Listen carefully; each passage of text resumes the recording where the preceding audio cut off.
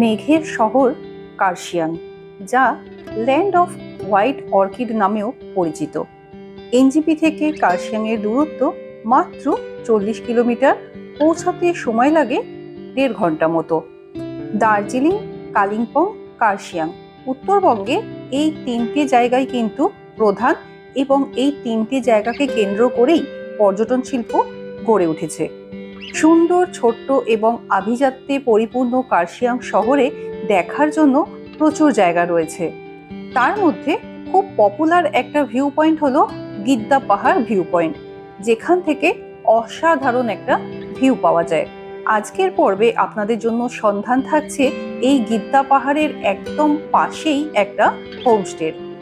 তার আগে চলুন একটু এই গিদ্দা পাহাড় ভিউ পয়েন্ট থেকে আপনাদের ঘুরিয়ে নিয়ে আসি। এই হলো গিদ্দা পাহাড় ভিউ পয়েন্ট, কার্শিয়াং সাইট সিনের অন্যতম একটা স্থান। অসাধারণ ব্রেথ টেকিং একটা ভিউ এখান থেকে পাওয়া যায়।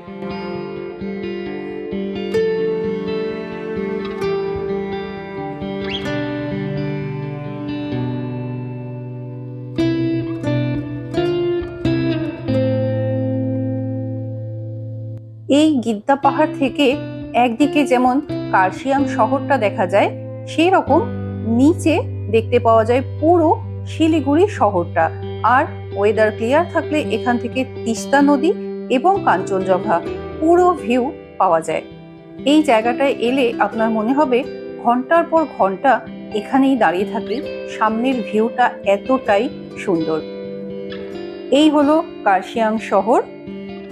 এর বাঁ দিকেই রয়েছে গিদ্দা পাহাড় এবং নিচের দিকে শিলিগুড়ি। ওই যে নিচে দেখতে পাচ্ছেন শিলিগুড়ি শহর এবং তিস্তা নদী।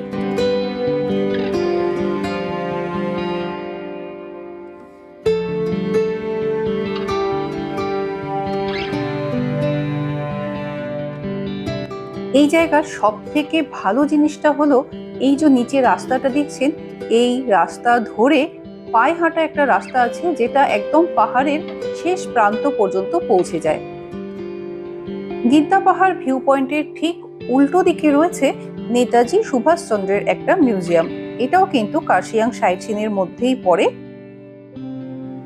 আর আমরা যে হোমস্টের কথা বলছি, সেই হোমস্টেটা এই মিউজিয়ামটার ঠিক পাশে। হোমস্টে থেকে মিউজিয়ামের দূরত্ব পায়ে হেঁটে 1 মিনিটও নয়, আর গিদ্দা পাহাড়ের দূরত্ব পায়ে হেঁটে ঠিক 2 থেকে 3 মিনিট। আমরা হোমস্টের কাছে পৌঁছে গেছি।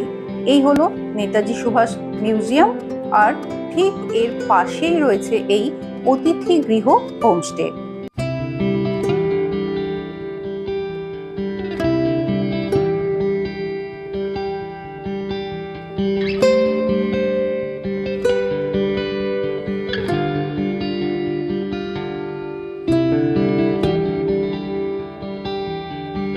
আমি এখন এই হোমস্টের ব্যালকনিতে রয়েছি।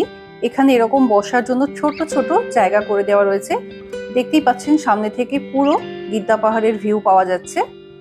মানে আপনাকে আর ভিউ পয়েন্টে যেতে হবে না। এই হোমস্টেতে থাকলে আপনি সারা দিন এখানে বসেই ভিউ এনজয় করতে পারবেন। এই হলো অতিথি গৃহ হোমস্টে। ওপর এবং নিচে মিলিয়ে মোট 5টা রুম রয়েছে এই হোমস্টেতে। তাহলে চলুন একটু রুম ট্যুর করিয়ে দিই আপনাদের। এই হলো একটা ডাবল বেডেড রুম, বেশ সুন্দর পরিপাটি করে সাজানো গোছানো রুম, আর তার সাথে ওয়েল ফার্নিশড। ছোট্ট অথচ খুবই সুন্দর ছিমছাম। এদিকে আয়না রয়েছে, আর এই গিটারের মতো জিনিসটা তো দারুণ লাগছে দেখতে। বেডের পাশে সাইড টেবিল আর উল্টো দিকে বসার জায়গাও রয়েছে। এই সাইডে রয়েছে ওয়াশরুম। চলুন ওয়াশরুমটা একটু দেখিয়ে দিই। বেশ সুন্দর, পরিষ্কার পরিচ্ছন্ন, গিজার, কোমোড সবকিছুই রয়েছে ওয়াশরুমে। সব থেকে বড় কথা হলো রুমের জানালা দিয়েই কিন্তু এরকম বাইরের সুন্দর ভিউ পাওয়া যায়। কার্শিয়াংয়ে কিন্তু সন্ধেবেলা বেশ জাঁকিয়ে ঠান্ডা পড়ে, তখন বাইরে বেরোতে ইচ্ছে না করলে রুমের ভেতর থেকেই বেশ সুন্দর বাইরের ভিউ পেয়ে যাবেন। নিচে এই রুমগুলোর পাশেই রয়েছে কিচেন এবং ডাইনিং এরিয়া। এই হোমস্টের ফুডিং লজিং চার্জ হলো 1600 টাকা per head per day. Breakfast, lunch, evening snacks এবং ডিনার ইনক্লুডেড। বসার জন্য এই যে ছোট্ট ছোট্ট ঘরের মতো করা রয়েছে, এই জায়গাগুলো কিন্তু দারুণ পছন্দ হয়েছে। এখানে সারাক্ষণ বসে থাকুন, ফটো তুলুন, রিলস বানান, সময় কেটে যাবে।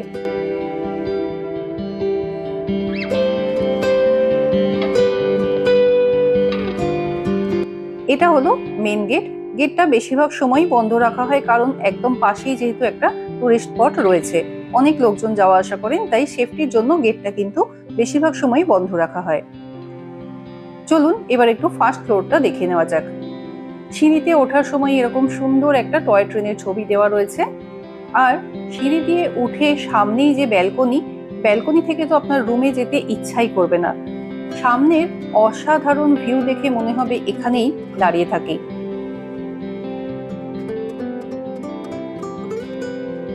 ওপরে মোট 3টে রুম আছে, তার মধ্যে 2টো অকুপায়েড ছিল, একটা রুম খালি ছিল, সেটা চলুন আপনাদের একটু দেখিয়ে দিই। এই রুমটায় জাস্ট চেক আউট হয়েছে, তাই রুমটা এখনো অতটা সাজানো নয়। ডাবল বেডেড রুম, আর প্রত্যেকটা রুমের সামনেই ব্যালকনি, আর ব্যালকনি থেকে রয়েছে এই অসাধারণ সামনের গিদ্দা পাহাড়ের ভিউ। এই গিদ্দা পাহাড়ের নামের পেছনে কিন্তু একটা কারণ আছে। হিন্দিতে গিধ মানে হলো ঈগল। দেখুন পাহাড়ের পেছন দিকের স্ট্রাকচারটা দেখতে মনে হচ্ছে যেন একটা ঠিক ঈগল পাখির মতো, যে পাখিটা উড়তে চলেছে। সামনে থেকে এটা আরো ভালো দেখা যায়, সেই জন্যই এর নাম গিদ্দা পাহাড়। হোমস্টের পাশেই বড় পার্কিং এরিয়া রয়েছে, তাই গাড়ি যদি আপনারা নিয়ে আসেন পার্কিং এর কোনো সমস্যা হবে না। আর উল্টো দিকে দেখতেই পাচ্ছেন নেতাজি মিউজিয়াম। এখানে এলে এই নেতাজি মিউজিয়ামে কিন্তু অবশ্যই একবার ঘুরে আসবেন। অনেক কিছু দেখার জিনিস রয়েছে এই নেতাজি মিউজিয়ামে।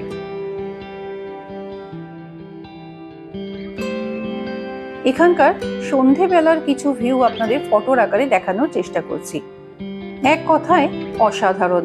নিচে আলোকোজ্জ্বল শিলিগুড়ি শহর আর আকাশের চাঁদ, এ এক অসাধারণ কম্বিনেশন। এই হোমস্টের খাবার দাবারও কিন্তু সত্যিই দারুণ। যেরকম টেস্টি এদের চাইনিজ আইটেমগুলো, ঠিক ততটাই টেস্টি এখানকার বাঙালি খাবারগুলো। সুতরাং পরবর্তীকালে যদি কার্শিয়াং আসার প্ল্যান করেন, তাহলে এই অতিথি গৃহ হোমস্টেটি কিন্তু থাকতে ভুলবেন না। এই হোমস্টের সামনে দিয়েই যাচ্ছে টয় ট্রেন। সুতরাং হোমস্টের ব্যালকনিতে বসেই টয় ট্রেনেরও দর্শন পাচ্ছেন, সাথে কার্শিয়াং শহরের অপরূপ সুন্দর ভিউ, গিদ্দা পাহাড়ের ভিউ, শিলিগুড়ি, কাঞ্চনজঙ্ঘা সব এক জায়গায় বসেই আপনি দেখতে পাবেন। আমি তো ভেবেই নিয়েছি পরের বার কার্শিয়াং গেলে আবারও এই অতিথি গৃহ হোমস্টেতেই থাকবো। আপনারা কোথায় থাকবেন ঠিক করছেন?